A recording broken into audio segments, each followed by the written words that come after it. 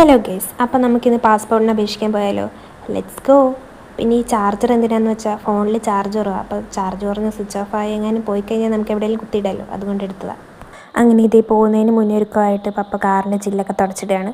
അവിടെ നിൽക്കുന്ന ആളെ കണ്ടിട്ട് നിങ്ങൾക്ക് ആരെയിലായിട്ട് സാമ്യം തോന്നുന്നുണ്ടോ? എങ്കിൽ താഴെ കമൻറ്റ് ചെയ്യും, ജസ്റ്റ് ഫോർ ഫൺ. പോകാൻ വരട്ടെ. ആധാർ കാർഡ് എടുക്കാൻ മറന്നു ഗേസ്. അയ്യോ, ഞാൻ ഓർമ്മിപ്പിച്ചില്ലായിരുന്നെങ്കിൽ ആധാർ കാർഡ് എടുക്കാതെ പോയേനെ. അപ്പോൾ ഇതാണ് എൻ്റെ ആധാർ കാർഡ്. പിന്നെ എൻ്റെ സർട്ടിഫിക്കറ്റ് ഇല്ലാതെ പോകാൻ പറ്റില്ലല്ലോ. പക്ഷേ ഞങ്ങളതൊന്നും ഇല്ലാതെയാണ് ഇറങ്ങിയത്. ഇതൊക്കെ ഞങ്ങൾ എടുക്കാൻ മറന്നു.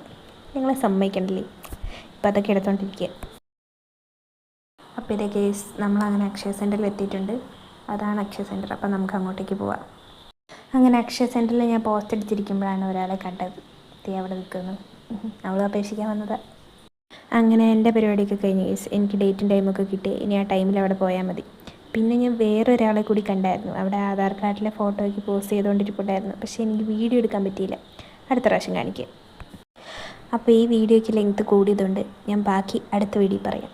അപ്പോൾ എല്ലാവർക്കും ബായ്.